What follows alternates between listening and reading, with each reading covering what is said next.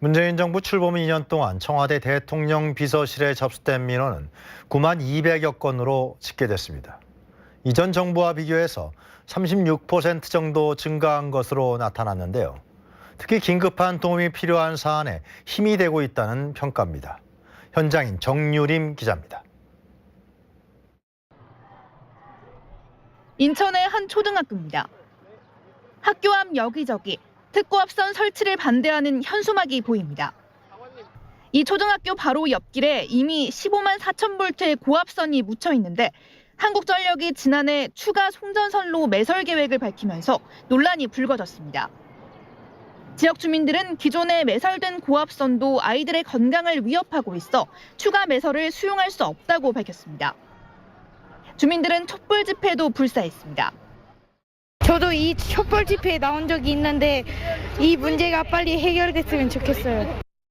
좀처럼 풀릴 기미가 보이지 않던 고압선 매설 문제는 이 학교 교직원과 학생이 청와대에 보낸 손편지를 계기로 조금씩 풀리기 시작했습니다.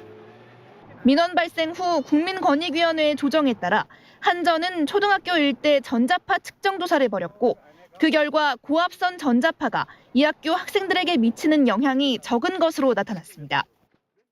저희가 전자파 역학조사를 했을 때 학생들이 교내에서 받는 전자파 노출량보다 교외에서 받는 학교 외부에서 받는 노출량이 더 많다는 게 입증돼서 최소한 학교 인근에서만큼은 아이들이 안전하게 뛰놀 수 있다는 것이 증명된 셈입니다.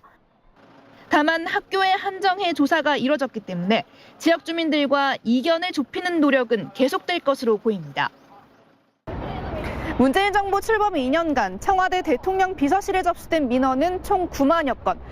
청와대 국민청원이 생기면서 기존의 민원 접수 창구가 유명무실해질 수 있다는 우려도 있었는데 그렇지 않았습니다. 문 대통령은 취임 후 줄곧 사회적 취약계층의 목소리에 각별히 관심을 쏟아왔습니다. 이러한 맥락에서 민원을 처리하는 부서 직원들에게도 한 명 한 명이 문재인이다라는 마음으로 일하길 주문한 것으로 알려졌습니다. 국민의 삶 속에 현장 실무자들의 땀 속에 정부의 도움을 호소하는 청년 창업자의 구겨진 수첩 속에 숨어 있을 수 있습니다. 그들의 목소리를 피부치의 하소연 양 경청해 주길 바랍니다. 민원의 종류로는 서신 민원이 특히 많았는데 어린이나 노인 등 디지털 약자에게 특히 힘이 됐다는 평가입니다. 본격적인 집권 3년차를 맞이한 문재인 정부. 사회적 취약계층의 소통 창구라고 할 수 있는 민원 서비스의 만족도가 비교적 높은 만큼 순기능은 살리고 부정적인 면은 최소화할 수 있는 방안을 강구할 때입니다. 현장인 정유림입니다.